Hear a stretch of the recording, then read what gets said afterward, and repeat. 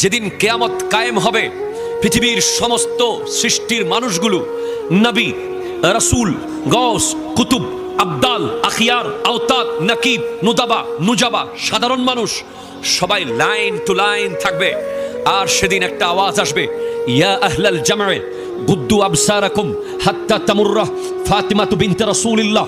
হে হাসরের মানুষ, সবাই মাথা নিচু করো, চোখ নিচু করো, যতক্ষণ নবীর বেটি ফাতিমা পুলসিরাত পার হবে না। হযরতে সাইয়্যিদা ফাতিমাতুজ জাহরা রাদিয়াল্লাহু তাআলা আনহা পুলসিরাতের উদ্দেশ্যে রওনা হবেন এবং পিছনে ফিরে দেখবেন ওনার আব্বাজানের উম্মতেরা আমরা নফসি নফসি নফসি করছি। ফাতিমাতুজ জাহরা রাদিয়াল্লাহু তাআলা আনহা পুলসিরাতে পা রাখবেন আর পিছনে তাকিয়ে বলবেন, আল্লাহ আমার বিয়ের কাবিন দাও। ফাতেমা হাসরের মাঠে বিয়ের কাবিন, সব প্রোগ্রাম শেষ, জান্নাতীরা জান্নাতে, জাহান্নামীরা জাহান্নামে, এখন কিসের বিয়ের কাবিন?